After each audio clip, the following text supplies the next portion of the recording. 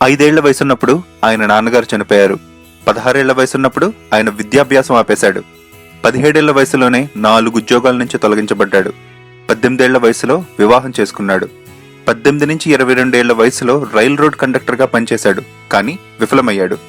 లా స్కూల్కి అప్లై చేశాడు, కానీ తిరస్కరించబడ్డాడు. ఇన్సూరెన్స్ సేల్స్ మ్యాన్ గా మారాడు, కానీ ఈసారి ఘోరంగా విఫలమయ్యాడు. 19 ఏళ్ల వయసులో తండ్రి అయ్యాడు. 20 ఏళ్లప్పుడు తన భార్య తనను వదిలేసింది. ఒక చిన్న హోటల్లో కుక్ అయ్యాడు.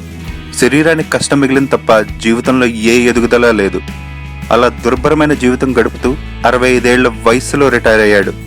రిటైర్ అయిన రోజు గవర్నమెంట్ నుంచి అతి చిన్న మొత్తమైన $105 పుచ్చుకున్నాడు. ఆత్మహత్యా యత్నం చేసుకోవాలనుకున్నాడు. బ్రతికుండడం వృధా అనుకున్నాడు. ఎందుకంటే తన జీవితంలో చాలాసార్లు ఘోరాతి ఘోరంగా విఫలమయ్యాడు. ఒక చెట్టు కింద కూర్చుని తన వీలునామా రాయడం మొదలుపెట్టాడు. కానీ తన జీవితంలో ఏమేం సాధించి ఉంటే బాగుండేదో ఒక చిట్టా తయారు చేశాడు. మిగిలిన అందరితో పోలిస్తే తను ఒక్క విషయంలో చాలా రాణించగలను అనుకున్నాడు. అదేంటంటే వంట చేయడం. తన దగ్గరున్న అతి చిన్న మొత్తంతో చికెన్ కొని దాన్ని తన రెసిపీతో ఫ్రై చేశాడు. ఇంటింటికి వెళ్లి అమ్మడం మొదలుపెట్టాడు.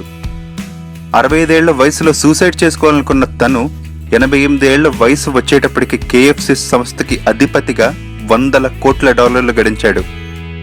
మన జీవితంలో ఏదన్నా సాధించాలంటే వయస్సు ఎప్పటికీ అడ్డు కాదు, అది ఒక్క సంఖ్య మాత్రమే. గుండెల నిండా దమ్ముంటే, సంకల్ప బలం గట్టిదైతే, ఏదైనా చేయగలనన్న నమ్మకం నీకుంటే నిన్ను ఆపే సత్తా దేవుడికి కూడా లేదు.